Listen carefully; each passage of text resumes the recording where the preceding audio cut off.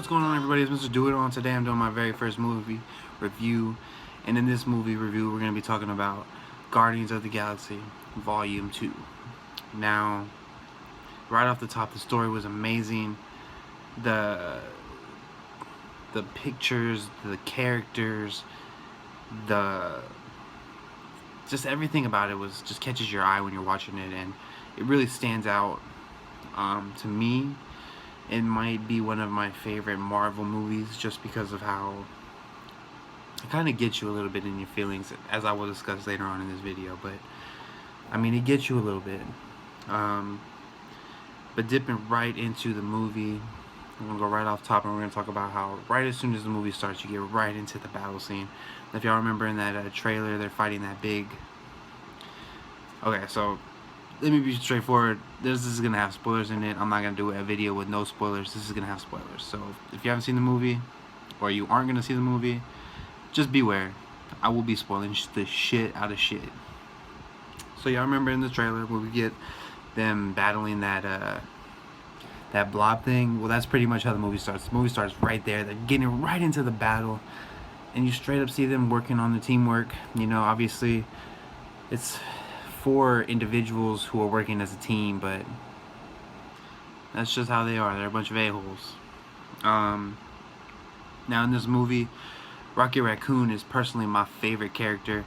He was my favorite character in the first one as well, but in this one, his just how he thinks, you know, like, unfortunately he's so unsure of himself. He's unsure of his place in the world because he's a raccoon. You know, he got lab tested, and you see that he's once again being picked on. He's a very, very sensitive character, as we saw in the first one. Don't make fun of him, but yeah, I mean, I love Rocket Raccoon.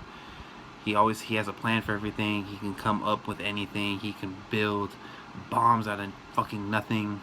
So, I mean, he's just a great character to me. I mean, he wants to be the leader, but let's all be honest, it's obviously Starlord.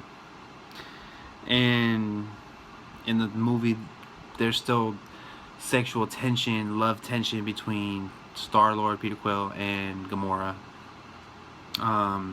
Later on in the movie, it seems like they're finally figuring it out. You know, just a little bit, like towards the end of the movie, like she realizes that he loves her, you know, and she probably likes him, but we don't know. She tries to hide her feelings, you know. And in this movie, you get a little bit of a backstory, and not like a true backstory, but you see it through the words of Gamora and Nebula.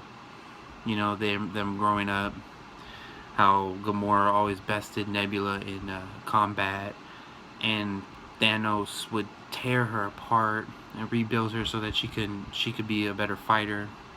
Now that gets you a little bit in your feelings too, because it's like, yo, like, how you gonna do that to your daughter, man? Like, you know? And all Nebula wanted was a sister. She says that in the movie. All I wanted was a sister, and all you cared about was winning. And Gamora realizes that she might have ruined her relationship with her own sister through always trying to be the best at everything.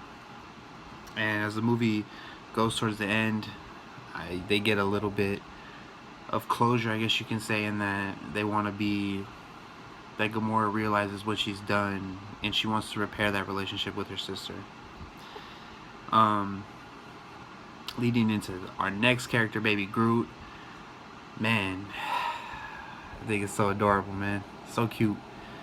Right off the bat, he's the first scene when they're fighting, he's going around the battle dancing to some of Star-Lord's music. I mean, just all of his scenes were cute and adorable. There were a couple scenes where he got picked on, but there's nothing he can do because he's so tiny, you know, and it's just a little baby, but he can get into smaller spaces. That's how he gets the bomb into Ego's core, because he's small and tiny, and he can set the detonator up. Now, then we go into our next character. We're talking about Drax, and that dude is as straightforward as you could be. He tells you exactly what he's thinking. There was a couple scenes he had with Mantis that were straight comedy, where he straight up tells her that you're ugly, you're hideous. In the theater, people were dying. I mean, it was funny. Every scene that he was in, it would bring some type of comedy. And I mean, we already kind of know his backstory from the first one, so they didn't really dive deep into his backstory.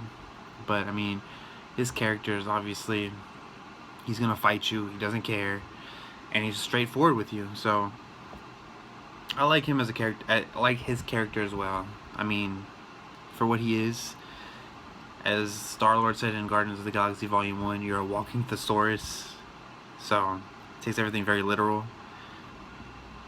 But I mean, and the last character I'll talk about is Yondu. I mean, you see that he's feeling the pressures of his Ravagers. I mean, they're not getting what they want, and he always defends Starlord more than he even defends his own crew. And his crew causes a mutiny on him, takes his power source, I guess you can say, straight, puts him in a cage, not a cage, but like a cell with Raccoon, and Raccoon and Yondu end up bonding, and Yondu ends up telling him that I see you and me, and it gets you right here, because it's just like, I mean, you might not have liked Yondu in the first one, but in this one you really feel for him. You know, he's just doing what he can do, and in this movie he ended up being one of the best characters. I mean, you ended up loving him at the end of this movie. And unfortunately, I mean, I'll discuss this now, but Peter's dad, Ego, played by Kurt Russell in this movie, ended up being a total fucking asshole. So pretty much he is a god, and he created himself in human form, and he was going around from planet to planet, creating babies with women, and he ended up on Earth, and that's how he met Peter's mom. He ended up getting her pregnant, and he ended up leaving, and he told Peter that was the only woman he's ever loved, and he ends up finding out that Peter is his other half, like as a celestial being. Starlord is a celestial being. He's half celestial, half human, and he pretty much ends up using him for his powers, and he straight up tells Peter that he put the tumor in his mom, basically killing his mom. Now in the scene, he's trying to use Peter for the power, and he, you know, Starlord loved his mom very much, and you can see that in the first one and in this one, and it's just, that's something that lashes out, and he's like, you killed my mom, bang bang, shoots him, but you can't kill him. You can't kill him like that. You have to kill him from his source, from his power source, from his core, and that's how they get Groot. So the power source to his core, just put the detonator in there, and you see like a final form of Starlord, and he is just kicking ass. He can pretty much make shapes, make forms, do anything. And we get a little Pac-Man reference in there. But I mean, for your father to kill your mother, it's terrible. It's terrible. And pretty much what happens is, in the mutiny, Yondu's main guy, Kraglin, ends up being his most loyal and sets him free, gets him a ship, and he ends up going with them. And they get Kraglin to come in and create an extract. You know what I'm talking about? You know, where like you pick somebody up. Yeah, all right. So extraction point, and he's waiting to pick him up, and Rocky Raccoon tells him, I only have a jetpack, and I have one jetpack and one spacesuit to give to Yondu. And you know, Yondu ends up staying back, but as the core is being blown up, Yondu comes back and picks up Starlord, takes him up into safety, puts the spacesuit on him, basically sacrifices his own life. And in that, before all, sorry, I'm going out of order, but before all that, Peter has a flashback of all of his friends, a couple moments with Yondu pretty much raising him, and he tells him that guy might have been your father, but he wasn't your daddy, and basically saying that he raised him, and he did raise him, and it gets you right, it gets you right there, it gets you. And you know, Yondu had been excommunicated from the Ravagers group, and he wanted a proper send-off from when he died, but they told him that he wouldn't get one. That was told by Sylvester Stallone, who was basically, I guess you can say, the Ravager leader, and had a place at like the head table. And you know, it was just when Yondu was died, Rocket Raccoon sent out a message to all of the Ravagers that they were killing him and telling them what he did, and they showed up and gave him a proper Ravager send-off. And it gets you right there again.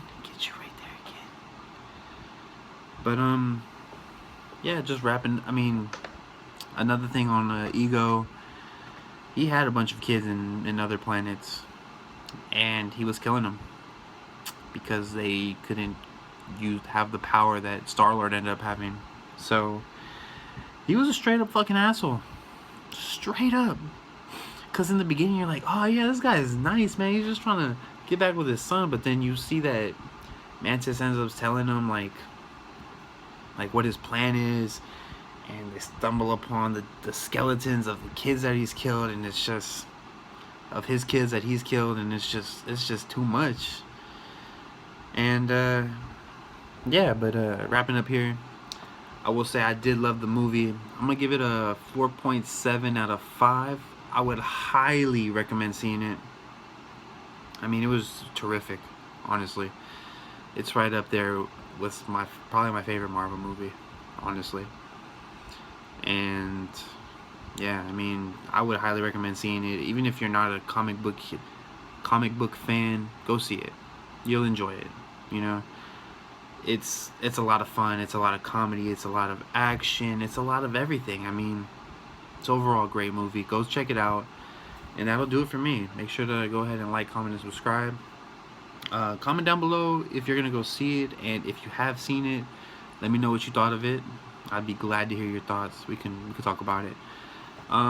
So yeah, Mr. Do It All is out.